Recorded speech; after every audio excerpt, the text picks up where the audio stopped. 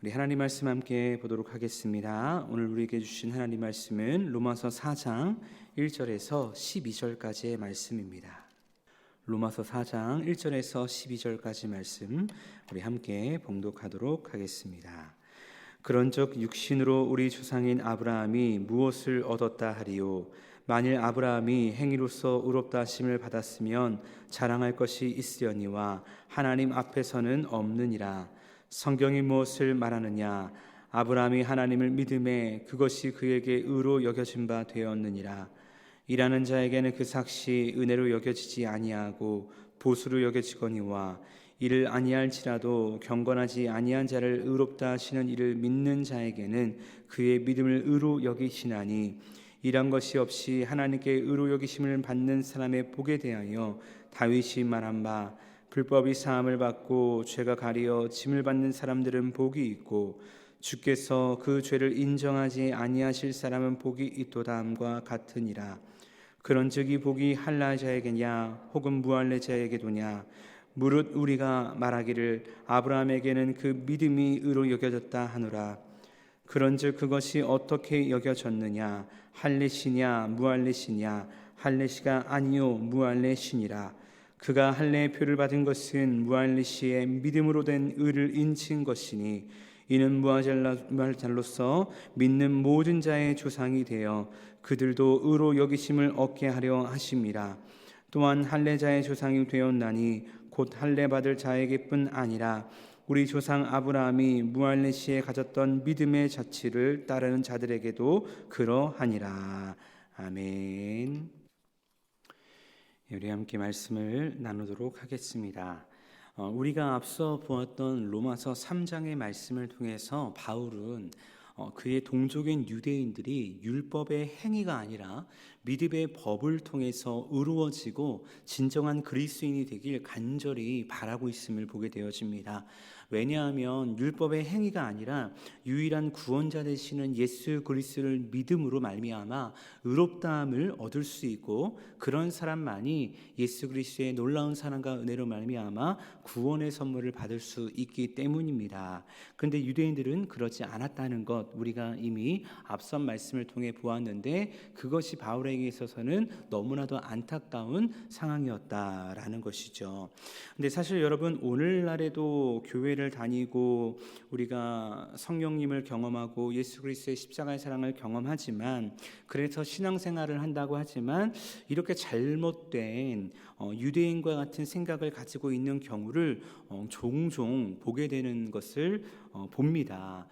과거 제가 그 청소년 사역을 할 때에 한번 여름 수회를 이렇게 진행을 한 적이 있습니다. 네, 여름 수회를 하면서 첫날 저녁 집회 때 아는 친한 선배 목사님을 모셔가지고 말씀을 전해달라라고 이렇게 부탁을 한 적이 있는데, 이 목사님이 첫날 저녁 집회를 인도를 하면서 처음에 아이들에게 이렇게 질문합니다.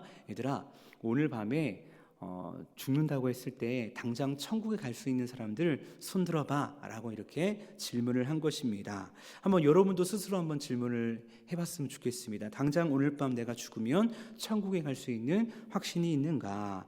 저는 뒤에서 지켜보면서 아니 저렇게 무슨 시시한 질문을 하고 있는 거야 라는 그런 생각을 했습니다. 그러면서 마음속으로 어떤 생각을 했냐면, 아니 지금 여기 있는 아이들 중에 정말 나와 함께 그동안 신앙생활하고 제자훈련하고 수련회 때 의뢰받던 애들이 얼마나 많은데 그 애들만 손들어도 몇십 명은 되겠다라는 그런 생각을 가지고 흐뭇하게 이렇게 누가 손들까 이렇게 지켜보고 있었습니다. 근데 이게 웬걸 한 7, 80명 정도 아이들이 모였었는데 단 한 명도 손을 들지 못하는 것입니다.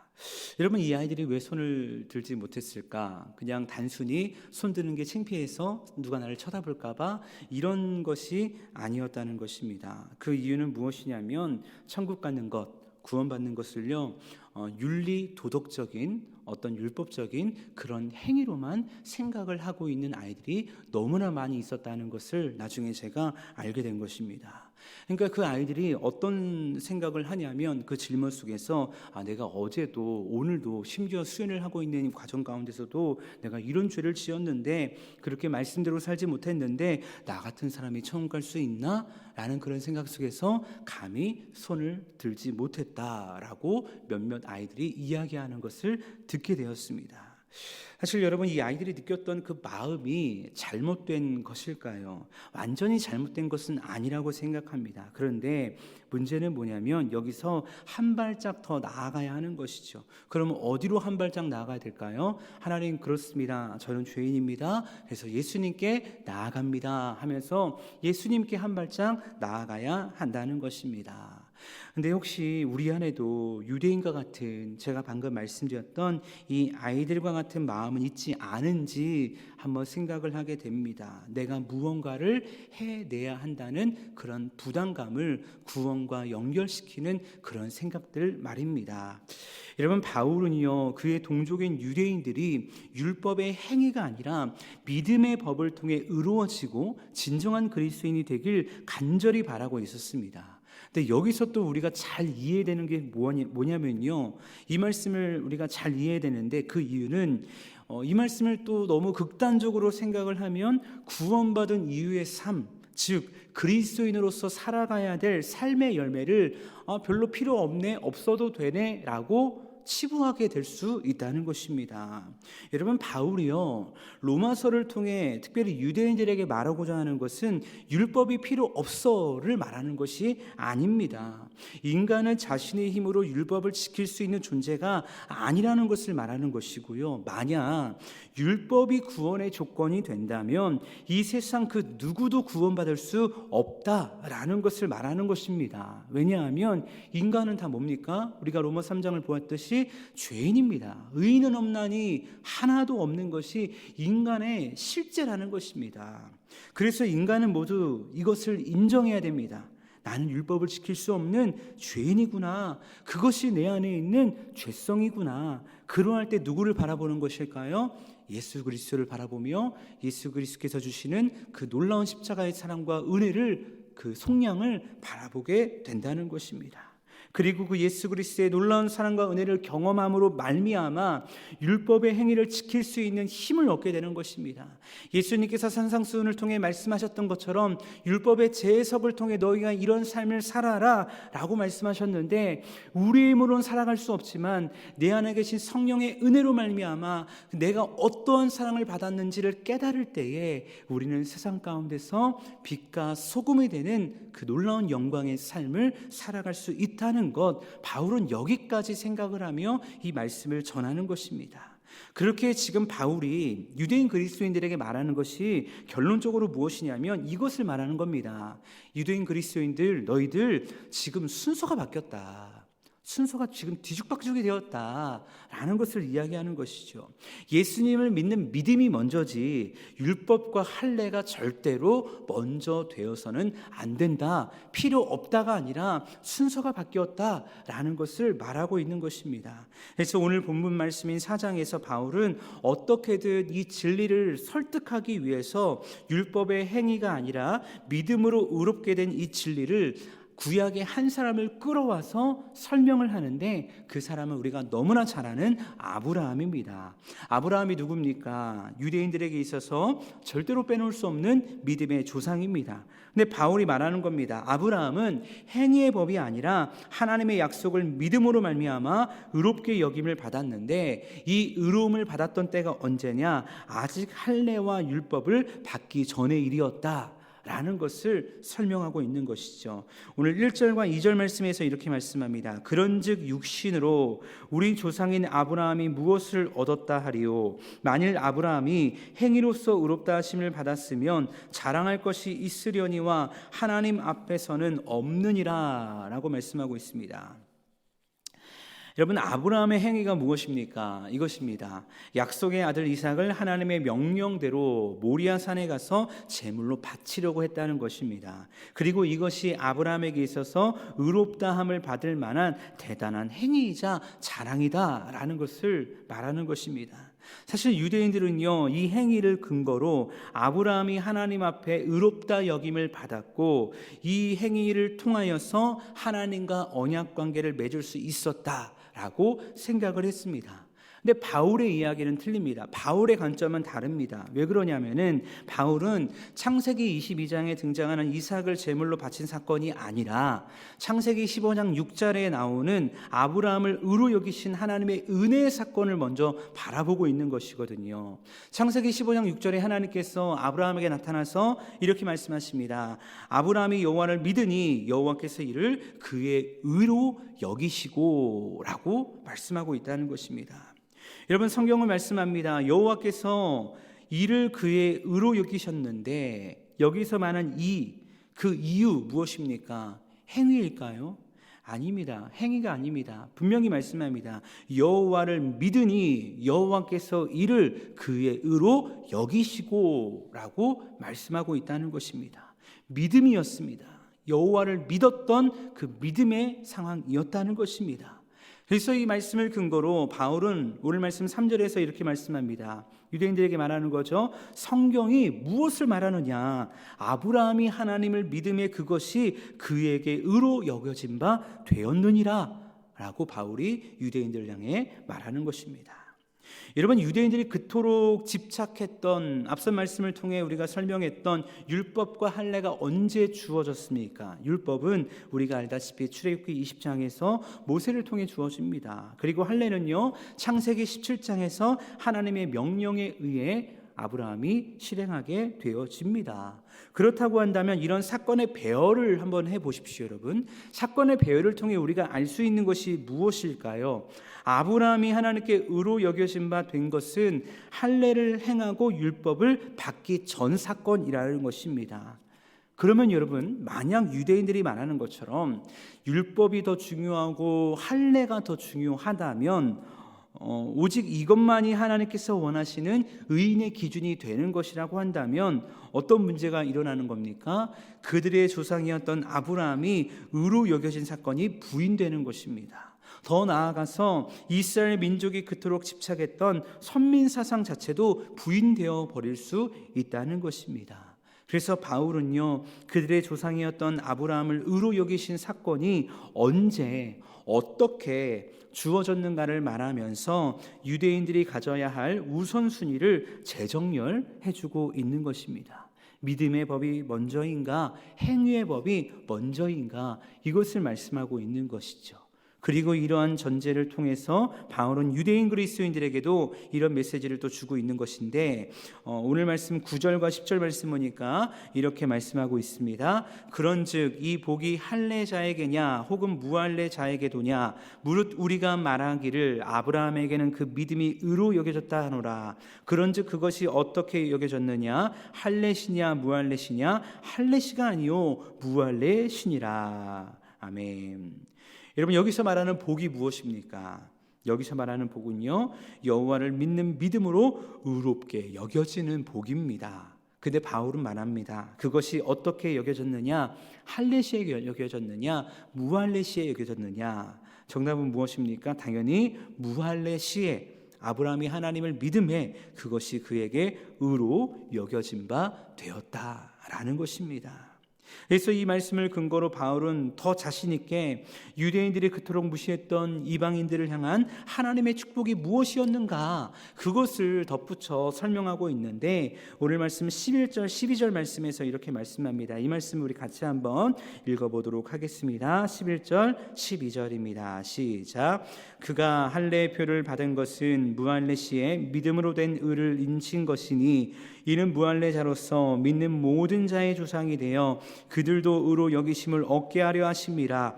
또한 할례자의 조상이 되었나니 곧 할례 받을 자에게뿐 아니라 우리 조상 아브라함이 무할례시에 가졌던 믿음의 자치를 따르는 자들에게도 그러하니라. 아멘.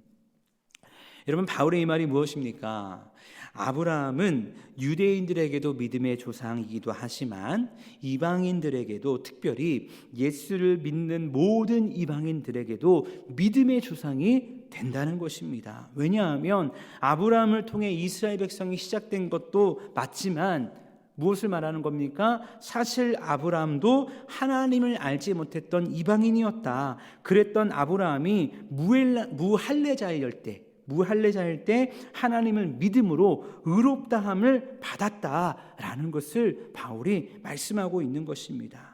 이것이 바로 차별 없이 주시는 하나님의 의다라는 것을 바울이 로마 교회를 향해서, 유대인 그리스도인을 향해서, 이방인 그리스도인을 향해서 이 놀라운 하나님의 사랑을 선포하고 있다는 것입니다. 사랑하는 여러분, 이 모든 것이 누구로부터 결국 온 것입니까? 결국은 전적으로 하나님으로부터 오게 된 은혜라는 것입니다. 오늘 말씀 4절과 5절 말씀 보니까 이 은혜를 설명하는 내용을 이렇게 말씀하고 있는데, 일하는 자에게는 그 삭시 은혜로 여겨지지 아니하고 보수로 여겨지거니와 이를 아니할지라도 경건하지 아니한 자를 의롭다 하시는 이를 믿는 자에게는 그의 믿음을 의로 여기시나니라고 말씀하고 있습니다.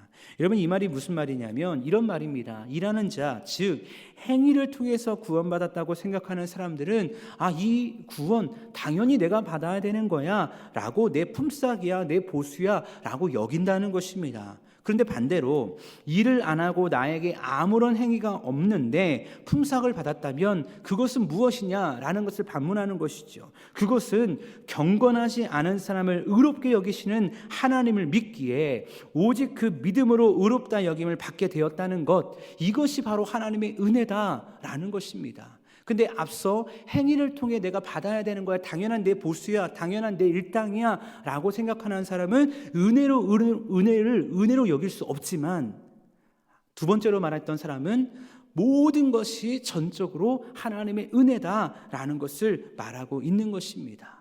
그러니까 유대인 그리스도인의 입장에서는요, 난 당연히 구원받아야 돼 라고 생각하는 거예요. 은혜가 아닌 거예요. 내 관점에서 봤을 때 당연히 내가 행했으니까 라고 생각을 할 수 있다는 것이죠. 여러분, 근데 여러분 생각해 보십시오. 이 말씀에서 저는 또 이런 얘기를 하고 싶은데, 경건하지 않은 사람이 어떻게 의롭게 될 수 있습니까? 그렇지 않을까요?